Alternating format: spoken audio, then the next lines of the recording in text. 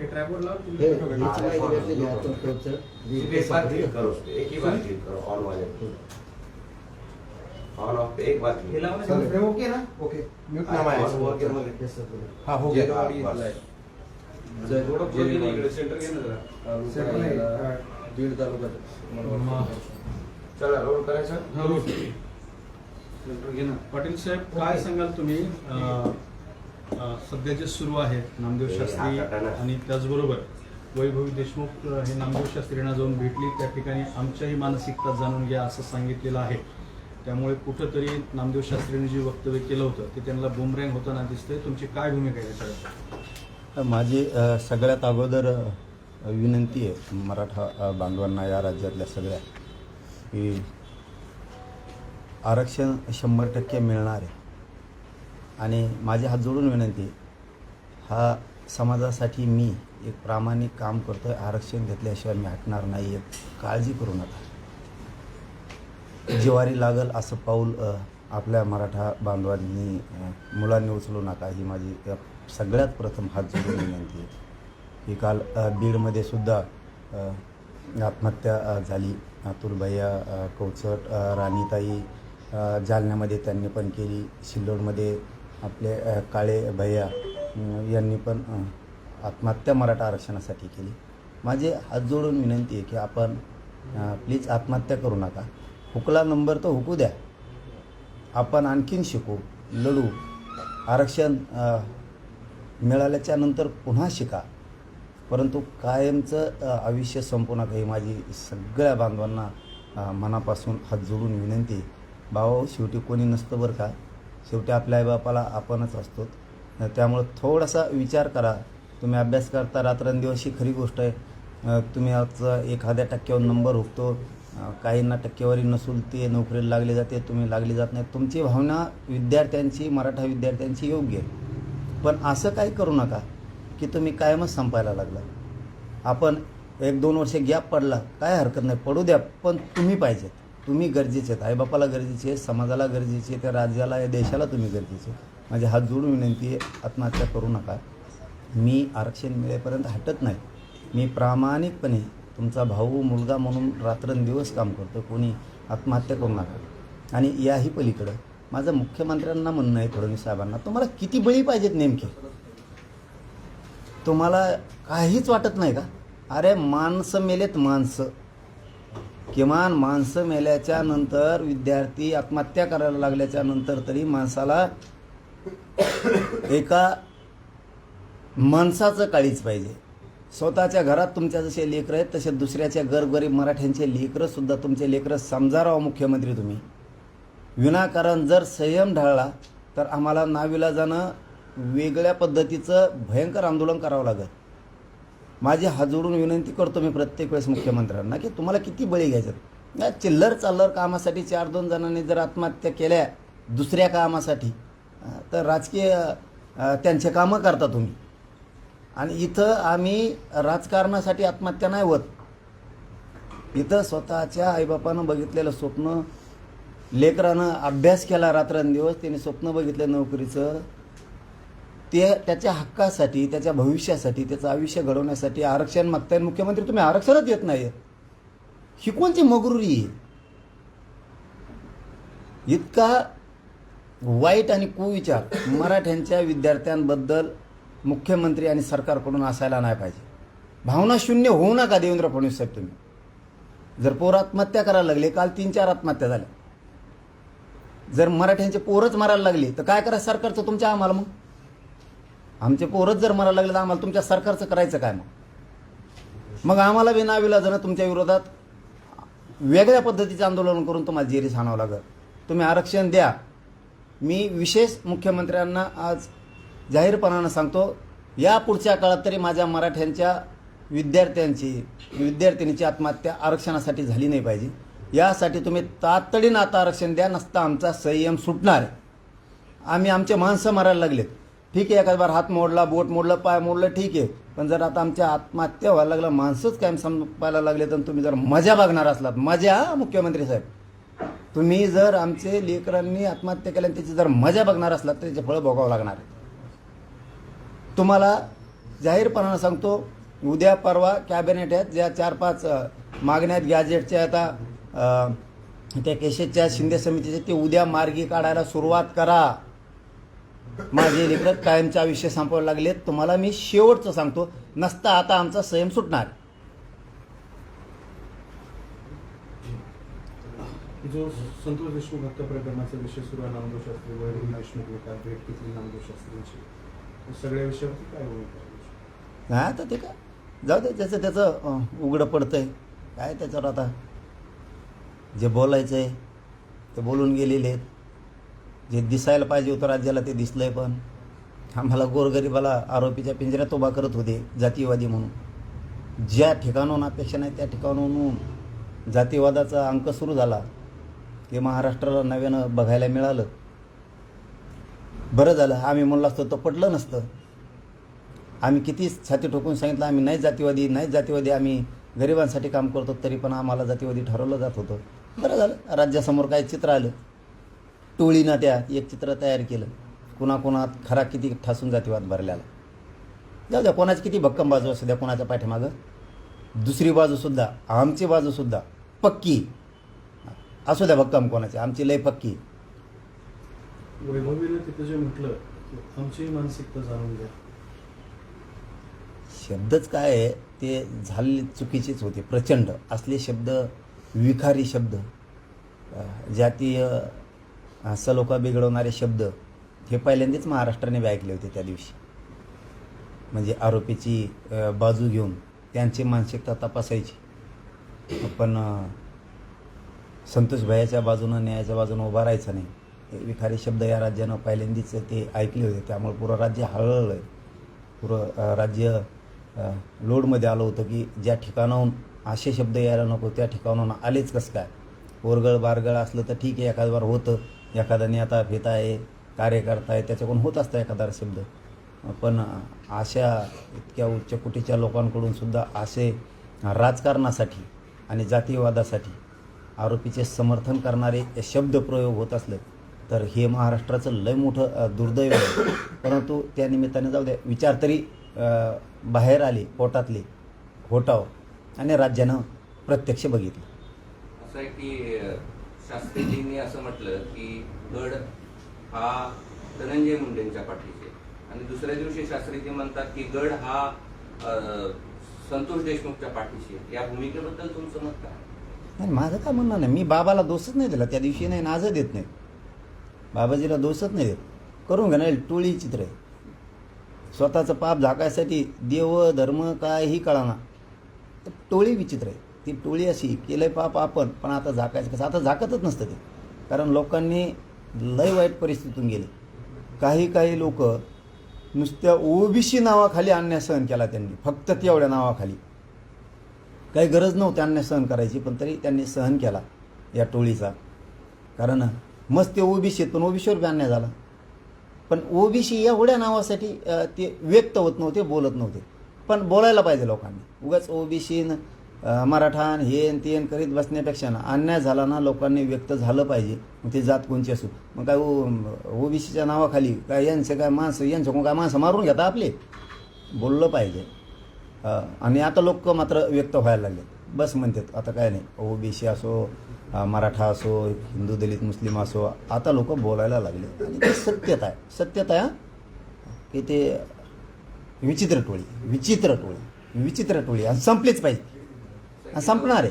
जवळपास 2 महिने होत आले जातात या सगळ्या प्रकरणाला, पण अजूनही एक कृष्णा आंधळे का सापडत नाही? अहो दादासाहेब, एक नाही लय ये पळीलाय वाटतं, ये ठोकायला पाहिजे हो. तपास यंत्रणाने असे ढोपर आणले पाहिजे यांचे. लय मोठी टोळी आहे ती. खंडणी मागणारी वेगळी आहे, खून करणारी वेगळी आहे, छेडछाडी करणारी वेगळी आहे, घर बळकणारी वेगळी आहे, जमीन बळकावणारी वेगळी आहे. आणि या पैशाचा या असल्या डाके टाकून, चोऱ्या चट्टे करून, खंडण्या मागून पैसे कमवलं. राजकारणात मजा वाटली नासायला, गाड्या घोड्या मोठमोठ्याला घ्यायला लय गोड लागत होतं. आता काय तेव्हा गोड लागलं. आता काय त्याचे का पैसे का ते इतके पैसे असते का? त्याला काय करायचं? 5-25 कनिंग भाडताना भाऊ इतके पैसे आहेत. ते मंत्र्याचे आहेत कोणत्या तरी, त्याला काय करायचं एवढ्या पैशाचं? एवढे पैसे काय देणं घेणं नाही त्याला. का सापडत नाहीये तो आरोपी, असं तुम्हाला काय वाटतं? सीआयडी सारख्या यंत्रणेला एक आरोपी का सापडत नाही 2 महिने साध्या एका छोट्या खेडेगावात? सापडत लपला असं पदराच्या आडून लपला असं सापडत. दुसरा मुद्दा पटेल, 3 तरुणांनी आत्महत्या केल्या, तुम्ही तो विषय घेतला होता, त्यांची नावं परत एकदा सांगता येईल का? आणि त्या संदर्भात तुमच्या सरकारला काय इशारा? माझी एक मुख्यमंत्र्यांना हात जोडून पुन्हा विनंती आहे, आणि विशेष करून आधी मराठा समाजाला, मायबापा तुमच्या पाया पडतो, न मिळणार आरक्षण मिळालं. मी माझं कसं असेल, अडाणी असन, शिकलेलं असन, कसं असेल, पण आपल्या गोरगरिबांच्या लेकरासाठी आरक्षणाचं काम करतो. तुम्ही आत्महत्या करू नका, मी तुमच्या पाया पडतो. मला कोणाची गरज नाही या राज्यात, पण तुमची लई गरज आहे मराठा बांधवाची. मी पाय पडतो तुमच्या, तुम्ही फक्त आत्महत्या करू नका. जर 1% हुकला ना, हुकू द्या. धाडशी बाना, धाडशी. रिपीट करू 1-2 वर्ष, रिपीट करा. नका आपल्या आईबापापासून लांब जाऊ. आपल्या आईबापाला कोणाचा आधार नाही हा दुसरा.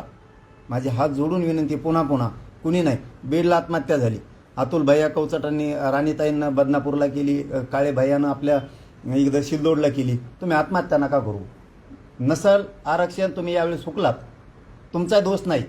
तुमचे आईबापा कष्ट करून तुम्हाला पैसे पुरवतात. तुम्ही स्वप्न बघितलेलं असतं की मला नोकरी लागावी. तुम्हाला हेही दिसतं की दुसऱ्याला टक्के नसून लागला आणि मला टक्के असून लागला नाही. तुमची भावना योग्य आहे, पण नाविलाज आहे. त्याच्यासाठी आरक्षण मिळेपर्यंत रिपीट का होत नाही, होऊ द्या.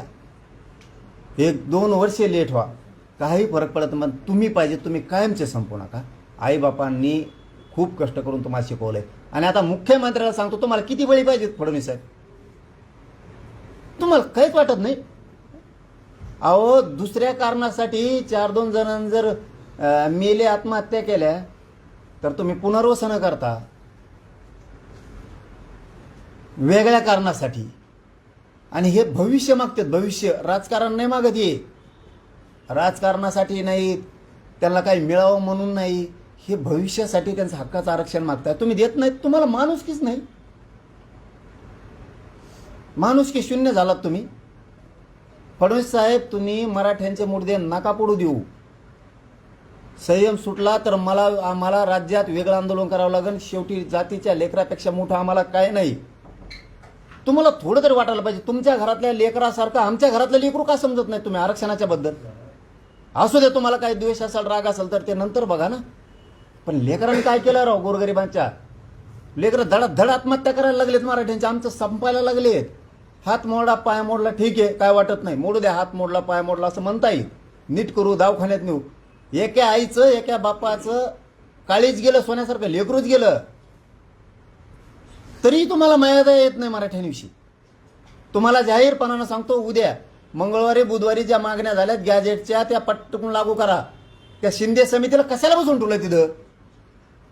साधे जाणून बुजून कामं करत नाहीत. याच्या तुमच्यामुळे आत्महत्या व्हायला लागल्यात. मग आमचे पोरं मग तुमच्यामुळं मरायला लागले. तुम्ही फक्त देतो म्हणता आणि देत नाहीत. याचा अर्थ असा आहे की तुम्ही जाणून बुजून आमच्या मराठ्यांच्या पोरांच्या आत्महत्याचं सुद्धा राजकारण करायला लागला. त्यांच्यावर नको हो खेळू, त्यांच्या बलिदानावर नका खेळू. मी हात जोडून सांगतो तुम्हाला फडणवीस साहेब, त्यांच्यावर कशाला राजकारण करता? त्यांच्या बलिदानावर कशाला ते टाळीवरचं लोणी खाल्लं असं? तुम्हाला मर्यादा येऊ द्या. तुमच्या घरातलं लेकरू, मराठ्यांच्या घरातलं समजा. तुम्ही ज्या सगळ्या केसेसपासून, गॅजेटपासूनच्या आणि शिंदे समितीला कामाला लावून मंगळवारी बुधवारी उद्या तातडीनं ते मार्ग काढा, ही माझी तुम्हाला विनंती आहे. कारण माझे माणसं पोरं मरायला लागलेत, मरायला. हात पाय नाही मोडला त्यांचा मुख्यमंत्री साहेब. नसता आंदोलन उग्र करावं लागेल ना मला राज्यात. आणि मला जातीपेक्षा काय मोठं नाही. मग मी नसतो गिनीत, मग मी सुरू करीन. माझे हात जोडून शेवटची विनंती आहे की तुम्ही तातडीनं ते मंगळवारी बुधवारी मार्ग काढा. कारण आमचे लेकरं मरायला लागलेत, लेकरं. आणखीन आत्महत्यांचे पैसे द्यायला तयार नाहीत. तुम्ही जाणून बुजून मराठ्यांना वेठीस धरू नका. तुम्ही समजून घ्या. जर संयम सुटला तर मी सरकार फरकार काहीच बघणार नाही. आणि मराठा बांधवांना विनंती आहे, लेकरा हो, नका रे आत्महत्या करू. तुम्ही आरक्षणच देतो, दम धरा. हो दे रिपीट, 1 वर्ष रिपीट होईल. फक्त इथून पुढं मराठ्यांच्या पोरांनी आत्महत्या करू नका. आईबापासाठी तुम्ही गरजेचे आहेत, माझ्यासाठी गरजेचे आहेत. माझा शब्द आहे का? फक्त आत्महत्या करू नका. पाटील, वडेट्टीवार असं म्हटले की प्रत्येक ठिकाणी जरांगे पाटलांनी समोर यायची गरज नाही. काय? वडेट्टीवार, विजय वडेट्टीवार असं म्हटले की प्रत्येक ठिकाणी जरांगे पाटलांनी समोर यायची गरज नाही. प्रत्येक ठिकाणी म्हणजे कोणचे? कुठलीही गोष्ट झाली की जरांगे पाटलांनी समोर यायची गरज नाही असं त्यांचं मत आहे. का कुठली तुमचे घटना घडली असेल, काय घडलं असेल? आणि मग आणि तुम्हाला ठेवायचं काय सगळं वर बडायला? आम्ही बोलायचंच नाही काय गोरगरिबाच्या बाजू काय ते काय बिचळलं काय रे? त्याला काय दम नाही का ना काय? मागं बोललो होतो मी, त्याला काय बोललो का हेंद्र्याला? परत मला बोलल्यावर राग येतो आम्ही बोललो नाही त्याला. तो बघ ना उद्योग तिकडं, तो काय ठेका घेतला काय? सगळ्याच बोलायचं नाही, आम्ही बोलायचं नाही. तो कोण लागून गेला? का बोलायचं नाही? गरीब शेतकऱ्याच्या बाजून बोलायचं नाही, दलित मुस्लिमाच्या बाजून बोलायचं नाही का? गोरगरीब ओबीसीच्या बाजूने बोलायचं नाही, मराठ्यांच्या बाजून बोलायचं नाही. का बोलायचं नाही? कशामुळे बोलायचं नाही ते सांगा आधी. उगाच शानपट्टी मारीत जाऊ नको. इथं आमच्या हाला आम्हाला माहिती आहे, मेले 4 पोरं आमचे. देतो का आता तू? माकडं उठते तर बोलत येतं कोणकडे बी. याचं विरोधी पक्षनेता असला असतो कसला. न्याय मंदिर याला म्हणते काय गोरगरिबाचं? न्यायाची जागा तेवढी फक्त विरोधी पक्ष. मेले 4 पोर आमचे, देतो का भरून? म्हणा प्रत्येक ह्याच्यात बोलत जाऊ नको. तो का ठेका घेतला का एकट्याने? मराठीचा मतदान घेताना कुकड लागत का? ते छगन भुजबळ म्हणाले की मला फक्त माझ्या ओबीसी आणि भटक्या विमुक्त आरक्षणाची काळजी घेता येते. घे, हेच केलं तो आयुष्यभर. ते त्याला घेऊन द्या कोणाची काळजी घ्यायची. मी आहे इकडं, मी घेतो मराठ्यांच्या आरक्षणाची काळजी. त्याला घेऊन द्या. त्याला सांगितलं आपल्यामध्ये बोलायचं नाही. हां लय थोडं झालं, लय देवारा होईल आणखीन. मग तू तुपलं बघ, मला देऊच नको, नाद लागू नको माया. राम शिंदे यांच्याबद्दल तुम्ही जे वक्तव्य केलं होतं त्याला राम शिंदे असं म्हणाले की माणूस चांगला आहे पण आता 600 मतावर आलाय. तर राम शिंदे म्हणतात 2029ला बघू, पुन्हा एकदा दाखवू. 2031ला पुन्हा कर्जत जामखेडची निवडणूक लढवण्याचा त्यांनी निर्धार करताना हे वक्तव्य केलेलं आहे की 2029ला बघू. मी कुठं काय बोललो त्यांना? मी काय बोललो नाही. तुम्ही म्हणजे माणूस चांगला आहे आता हा मग चांगलाच म्हणलो मी. काय उभा राहून 600 मतांवर आलाय असं काहीतरी. नाही मी नाही म्हणायचं. लकाच कोण म्हणत असतो मी. त्याला काय व्हायचं असं मध्ये कोणाला मी म्हणलंच नाही. ते काहीतरी विषय चालू होता तिथं त्यावेळेस. तर मग ते विषय निघाला तर म्हणलं अरे असा विषय चालू होता. ते देव माणूस लय ग्रेट आहे राव. जातपीत खड्ड्यात गेली म्हणलं तिकडं. लय ग्रेट माणूस आहे, सज्जन माणूस आहे, असा विषय चालला होता. 600 मतावर आला, 500 मतावर आला. आपण नाही म्हणलो, आपण टिंगल नाही करत कधी कोणाची. आणि आलं का आलंच म्हणत असतो मग, त्याला काय तो. पण ते स्वभावावर विषय चालला होता. म्हणलं चांगलं परत सर्वोच्च पद बी मिळालं. माणूस ग्रेट आहे, जात बघत नाही काय नाही, सज्जन माणूस आहे, काम करतो प्रत्येकाचा. असा तो विषय चालला. ते टीका टिप्पणीच्या बद्दलचा कसलाच विषय नाही आपला त्यांच्याबद्दलचा. दुसरा महत्त्वाचा एक मुद्दा तो म्हणजे काल महाराष्ट्र केसरी कुस्ती स्पर्धा झाली. तर कुस्तीच्या दरम्यान जो वाद झाला, एका खेळाडूनं पंचाला मारलं, दुसऱ्या खेळाडूची बाजू ऐकून घेतली नाही, निर्णय जो आहे त्या निर्णयावरती आक्षेप घेण्यात आलेले आहेत. तर त्याच्यावर तुमचं काय मत आहे, काय वाटतं तुम्हाला? त्यात नाही कळत, जास्तीत जास्त नाही कळत. त्यात काय बोला, हे बोलं ना आता ते आता. हा ते विरोधी पक्ष ते म्हणून बोला ना, ते म्हणतो सगळ्यात बोलू नको, ते बोला ना आता. मराठा आरक्षणावर बी तेच बोलू ना आता. तुम्ही कुस्ती खेळायला नंबर 1 माणूस आहे ना महाराष्ट्रात. तुम्ही चितपट करता डायरेक्ट म्हणून तुम्हाला प्रश्न. हा नाही मग आता ही आहे ना सध्या याच्याकडे खातं दिलेलं आहे वगळंटीवार. काय वगळंटीवारकडे दिलेलं आहे आता. बरं ते आता ते हे आमच्या मराठ्यांच्या आरक्षणाचा विषय मांडतील आणि ते विरोधी पक्षनेते साहेब परत आमच्या आत्महत्या झाल्या तर त्याचा विषय मांडतील आणि कुस्तीचं बी आता ते मांडतील. त्यांना ज्ञान आहे, मला त्यातलं कळत नाही. ज्ञानी महात्मा दिलाय ना आता. ते महात्मा बोलतो का बघून आता. काय तोंड घालायची गरज घेराव त्याला, मला घेणं देण्याची. सगळं साफ झालं तरी. तुम्ही आता म्हणाले की ते आरोपी आहे संतोष देशमुख जे सापडले त्यांना पडद्यामागे घातलं जाईल. हा पडदा कुणाचा आहे, म्हणजे कोण पडद्यामागे घालतोय, लपवतो? लपणार नाहीच, यंत्रणा तर सोडणारच नाही. आणि यंत्रणेने सोडले ते दुष्परिणाम वाईट असणार आहेत आणि काही फरक पडणार नाही. पण टोळी आहे आणि लय मोठी. कोण? अरे हे समजा याची म्हणा त्या धनंजय त्या मुंडेची. म्हणजे धनंजय मुंडे आरोपींना लपवत आहे असं म्हणायचं. मग टोळीत त्याची आहे, तिच्या याच्या धंद्यावरून टोळीत त्याची आहे. टोळी कोणाची आहे? त्याचं नावच घेतलं नाही आपण कवा. कधी घेतलं? 20-25 दिवस झाल्यावर. धनंजय देशमुखांना पोलीस स्टेशनमध्ये जाऊन धमकी दिल्यावर आपण आपल्या चॅनलच्या माध्यमातून सगळ्या सांगितलं होतं की तो हे लोक आवरो. त्याने आवरायचं सोडून त्याने माझ्याविरोधात उठविली. धनंजय देशमुखला धोका झाला नाही पाहिजे, तो लोक आवर होतो, त्याने माझ्याविरोधात उठविले, माझ्यावर केशी करायला लावल्या. फोटोलाच काय हार घालतो, हे काय चपला हाणतो बेट्या, तू काय ह्याला माया नादी लागतो. आणि ती टोळी एक खंडणी मागं ती चोट्टे चाट्टे बलात्कार छेडछाड्या जमिनी हडपिणे कोणाचं टायर चोरून आणणे पंक्चर दुकानावाले हे चोरटी धल्लं काही उचलून आणते हे म्हणजे गचळ टोळी गचळ असली टोळी ही कीड आहे कीड राज्याला लागलेली आणि त्यांच्या समाजाला सुद्धा काय एवढी पत होती त्यांची बीड जिल्ह्यात यांच्यामुळं ना ह्या धनंजय मुंड्याच्या टोळीमुळं त्यांना खाली मान घालून जगायची वेळ आली. आता वाटतंय की त्यांच्या श्रद्धास्थानाला सुद्धा याच टोळीनं कलंक लावला असणार आहे त्यावेळेस. त्यांचा एक मोठा नेता आहे त्यांना सुद्धा जिवंतपणे मरण्यातना याच टोळीनं भोगायला लावल्यात असा संशय येतो. हीच टोळी आहे टोळी हे कोण थांबा आम्हाला किती दिवस बघतो ते येतात का नाही त्या टोळीकडं जनताच बघा. असं आहे की त्याच धनंजय मुंडे सोबत निवडणुकीच्या आधी रात्री मध्यरात्री तुमची एक भेट झाली होती. त्याबद्दल तुम्ही कधी काय बोलले नाही. काय त्याच्यामध्ये त्यांनी तुम्हाला म्हटलं होतं जरा सांगा. आता या असं जर टोळी वाटते तुम्हाला तर आणि टोळी वाटत आहे तुम्हाला वाटत नाही सांगाल काय ते काय ही थोडंच आहे. त्या टायमाला म्हणलो होतो मी आलता म्हणून मी काय नाही म्हणलो काय काय बोलणं झालं हे का? काय बोलणं असतं त्या टायमाला दुसरं काय असतंय तुम्हाला माहित नाही दुसरं काय हा तेच ना सांभाळा अमकं तमकं दुसरं काय असतंय त्या टायमाला काय बोलणं असतं आणि मी तेवढंच गेलतो तेव्हा आलता निवडणुकीत सांभाळा असं म्हणलं होतं. अरे तेच काही आता कोण आलेलं नको सांभाळा म्हणून जाऊन द्या हां तेच काय आलेला कोण नाही म्हणून तिथं आलेला कोणचा म्हणून नाही सांभाळा. मग तिथं काय होतं तिथं काय वाटप होती वय खरी खोबरं वाटत होतो आम्ही तिथं होतं काय तिथं कोणी पण येत होता प्रत्येक वेळ. पण इतकं नीच वृत्तीची टोळी असेल त्या टायमाला आम्हाला तरी काय माहिती. त्यासोबत कराड पण होते वाटतं वाल्मिक कराड पण. हा मग होतच होता का म्हणजे काय ते काय प्रधानमंत्री काय. अरे मला माहित नाही ते काय झालं ते आलं रातची आणि आम्ही म्हणलं काय भेटायचं नाही पण ते थांबलेले होते बाहेर. पण ते थांबलेली लई वेळ असल्यामुळं मी कसं आहे मला हृदय आहे माणुसकी म्हणलं दादा बरोबर उभा करा जाऊन दे घ्या भेटू. तर त्यांनी सांगितलं त्या धनंजय मुंडेंनी सांगितलं ह्यो सरमाडे म्हणून काय काय ना हा ते ये म्हणून. अरे म्हणलं हे आहे का ते हार्वेस्टरचे पैसे बुडील्याला माहीत नव्हतं. आणि मग ते लगेच बाहेर गेलं मी तेवढं म्हणलं की तेवढंच बाकी काय काय झालं काय त्यांनी जरा शब्दशः सांगा ना काय घडलं होतं त्या. तिच्या याची हुंबल सांगा तुम्हाला लय ही लागली आम्ही म्हणतो दुसरं काय आहे तिथं माझ्याजवळ तेवढं एकच.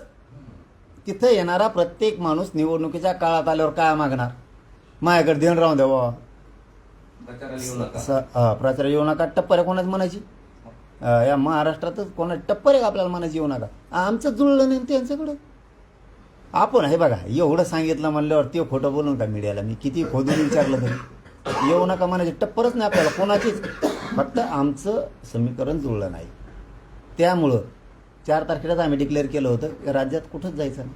आपलं समीकरण जुळलं कुठं जातो दोन्ही मानानात आरक्षण देतो महायुती बिन महाविकास आघाडी म्हणजे काय बसायचं कोंकड हिंडत. आम्ही आमचं समीकरण जुळलं नाही आम्ही स्टॉप येऊन गेलो. त्यांनी म्हणून मी ऐकून आणि ते स्वभाव तुम्हाला माहीत नव्हा मा मग मी ऐकू शकतो. तुम्ही काय म्हटले येत तिच्या यायचं खेळवारानं तू म्हणलं मासं ही सुरू केला बा हो भाट्यात नांगूर धरलाय हो ना. असं की ते काय तुम्ही काहीतरी बोलणं झालं असेल ना ते तुम्ही ते सांभाळा म्हणल्यावर तुम्ही हो नाही काहीतरी म्हटलं असेल ना. आम्ही गप्प बसत असतो आपला गप्प बसत असतो गप्प त्या टायमाला कुणी आला आपण गप्प बसत असतो. हो म्हणत नाही मानं आलीच नाही काहीच नाही. पाय बी पडले असं काहीतरी घडलं जाताना. डिटेल माहिती घेतली हो आम्ही तर खोटं आहे जाऊ दे. आशीर्वाद घेतला ना त्यावेळेस काय असतंय त्यावेळेसचा विषय हे होता काय म्हणून त्याला कुणी पण यायचं.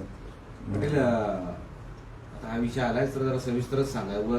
प्रश्न उत्तर हे जुगलबंदी नको. बरं काय नेमकं त्या दिवशी झालं किती वाजता ते धनंजय मुंडे आले तुमच्याशी काय बोलले दर्शन घेतले का नाही जरा सविस्तर सांगा. आता प्रश्न विचारणार तुम्हाला जे सांगायचं सांगा. ओके नाही आहे तेच आहे.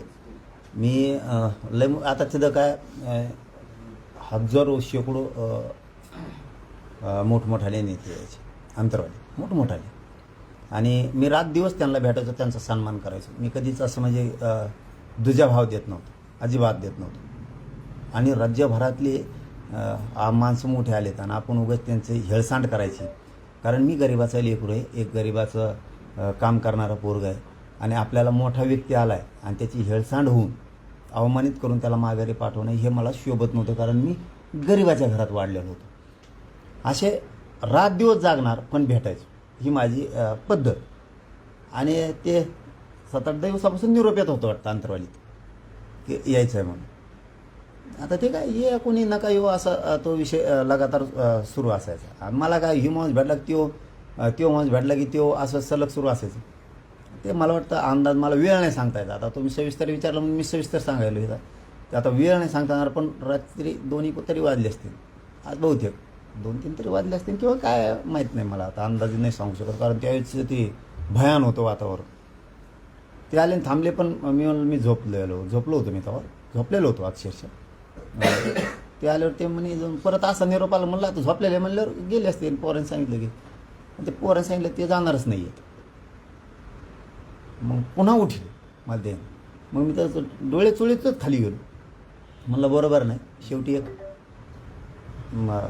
नाव आहे त्यांचं आणि आपण नाही दुजा भाव दिला पाहिजे, आणि दुजा भावाचा विषय पण नाही. गेलो काना खाली भेटलो तर ते दारात 2 लोक उभं होते, ते एक आणि ते सरमाडी एक, ते धनंजय मुंडे एक आणि ते सरमाडी एक, ते 2 जण उभं होते. मग ते आत आले आणि मग त्यांनी त्याची ओळख करून दिली त्या सरमाड्याची. ती म्हणे हे सरमाडे आहे. म्हणलं हे होय का ते हार्वेस्टरचे पैसे बुडीणार, कारण ते हार्वेस्टरवाले त्याच्या आधी माझ्याकडे 2 महिन्यापूर्वी किंवा महिन्यापूर्वी अंदाजे आले होते. तर मग त्या टायमाला ते पैशाचा विषय होता. त्यांनी त्या सरमाड्याने त्याला काहीतरी मारलं होतं, मग ते लोक नारायणगडावरती आले. तर मग ते देऊन टाका म्हणून सांगितलं होतं ते पैसे. आमच्या ओळखीचा त्यांचा एक कार्यकर्ता होता गेवरायचा, त्याच्याजवळ सांगितलं होतं की हे लोकांचे पैसे द्या, शेतकऱ्याचे नसता या मॅटरमध्ये. मग मी या शेतकऱ्यांच्या बाजूने उभा राहणार. तर मग त्यांनी बोलून घेऊन त्यांना थांबिलं होतं. म्हणून त्यावेळेस मला ते नाव माहीत होतं फक्त. आणि प्रत्यक्ष समजा त्या दिवशी ते आलं तेव्हा सांगितलं, त्यांनीच सांगितलं धनंजय मुंडेंनी की घेऊ सरमाडे म्हणून. म्हणलं मग हे आहे का त्यो हार्वेस्टरचे पैसे बुडी द्या, तसं म्हणलं ते सणासच गेलं बाहेर. असा एवढाच विषय. आणि दुसरं काय, तिथं आल्यावर निवडणुकीच्या टायमाला आल्यावर मग काय असतं सहकार्य, लक्ष ठेवा. निवडणुकीचं काळे मायावर अन्याय झालता. मायावर ज्यावेळेस अन्याय झालता त्या टायमाला मला मराठ्यांचं मोठं केलं तर, मला मराठ्याचे साथी पहिल्यापासून, असं तसं हेच विषय. आणि लक्ष ठेवा. आणखीन एक काय शब्द होता का भाऊ? भेटीनंतर दुसऱ्या दिवशी थांब ना यार, बोलतायत काहीतरी शब्द होता, मला ते आठवण लक्ष ठेवा. हां शब्द ते शब्द होता काहीतरी की लक्ष ठेवा ना. आणखीन एक शब्द होता, नाही असा शब्द होता. आणि मी काय कोणालाच हा म्हणत नव्हतं त्या टायमात. म्हणजे ते जो त्या अनुभव आहे त्यांना, तेच बाकीच्या नेत्यांना पण. बस एवढंच होतं, बाकी काय नव्हतं. जाऊ द्या ना आता. नाही जाऊ द्या, आता जाऊ द्या. सांगितलं तर तेवढंच कशाला ठेवता, हत्ती गेला शिपूरायला कशाला सांगा ते. त्या प्रक्रियेत असतंच ना. आम्ही असं म्हणायचं का त्यांनी पाया पडल्यात म्हणून? आता मी काय सांगू? नाही तुम्ही म्हणजे आता तुम्हालाच माहिती आहे, ते तुम्ही दोघंच होते ना, धनंजय मुंडे आणि तुम्ही त्या ठिकाणी. आपण हे आत्ताच कम काढू म्हणजे असं म्हणू शकतो का धनंजय मुंडे आणि तुमचे पाया पडल्या? सगळेच होते त्याला, आता सगळेच होते ना तसे. पडलेला नकार देता की फक्त नाही सगळेच तसे होते ना. आता त्याला काय असतं, ती सगळेच सगळं असतं. म्हणजे आम्ही असं म्हणू शकतो का? नाही पाया बघा, पडले इतके खालचं मी नाही बोलणार. इतक्या खालचं मी नाही. त्यांनी तुमचा आशीर्वाद घेतला असेल पायापर्यंत, त्याच्यात खालचं इतकं खालचं नाही बोलणार. लागलं जिथं अन्याय झाला त्यांच्याकडून तिथं दाबणारच. पण जे प्रक्रिया आहे त्याबद्दलचं थोडंसं काय म्हणते त्याला, काही संकेत, राजकीय सामाजिक संकेत पाळले पाहिजेत. आणि राजकीय सामाजिक संकेत पाळणारा मी थोडा हाईच. तिथं अन्याय झाला त्याच्याकडून तिथं त्याला लागन त्या ताकदीनं भेटायची ताकद आहे आपल्या, लागल त्या ताकदीनं. त्याची जी ताकद असेल त्याच्यापेक्षा दुप्पट ताकदीने भेटायची तयारी. पण काही संकेत, इज्जतीचा प्रश्न काहींच्या राजकीय आहे, त्यांची इज्जतीचा प्रश्न सोडून देऊ. वाल्मिक कराड पण पडले होते का पायावर? मी काय म्हणतो, ती प्रक्रिया मी म्हणतो त्यात जाऊच नाही. मी म्हणतो बरं का, जे आहे आता ती प्रक्रियाच आहे त्या टायमाची. काय करू त्याला मी तरी काय करू त्याला? पाटील, दुसऱ्या दिवशी कार्यकर्त्यांकडून सांगितलं जात होतं की धनंजय मुंडे भेटीला आलेच नाही, पण तरी पण अफवा करतायत असंही बोललं जात होतं. सगळं माहीत असतं, असं नाही होऊ शकत. असं आणि पुकाराला आम्हाला का ते राष्ट्राध्यक्ष थोडाच व्हावं म्हणून तेच नाव जोडल्यामुळं काय म्हणतात त्याला आणखीन आपलं नाव उंच नसतं असं थोडंच आहे. अरे बाबा, रात्रंदिवस कितीक आले तर कितीक नाही, पण ते राजकीय सामाजिक एक प्रक्रिया आहे. माझ्या मराठ्यांशिवाय या राज्यात कोणाचं पान हलू शकत नाही, कोणाचंच या राज्यात. त्यामुळे येणार सगळे येत आहेत आणि काय असतं थोडं राजकीय सामाजिक संकेत पाळले पाहिजेत. शेवटी काही बी नाही सांगितलं पाहिजे असं माझं वैयक्तिक म्हणणं आहे. पण त्यावेळेस आलेला प्रत्येक माणूस, ती प्रक्रिया होती निवडणुकीची म्हणून त्यासाठीच होता. कुणी तिकीटं मागायला यायचं, कुणी सहकार्य करा म्हणून यायचं, कुणी म्हणायचं तुम्ही नाही सहकार्य केलं की मी पळलोच. हां, मी म्हणतो पूर्णचा ती प्रक्रियाच होती ना. आता ती प्रक्रियाच होती. प्रत्येकजण तिकीट मागायचा, कोणी मदत मागायचा. ती एक भयंकर लाट होती. आजही बी उद्या बी राहणारे आणि कव्हा खेटा म्हणा तुम्ही, ती कायम राहणार. असे ते त्यावेळेस झालं होतं. त्यामुळं लय जेव्हारी लागल असंही मी नाही सांगत. बस का आता लय जेव्हारी लागल असं नाही सांगत. धन्यवाद. लोकशाही मराठी ऐका, पहा, जागरूक रहा.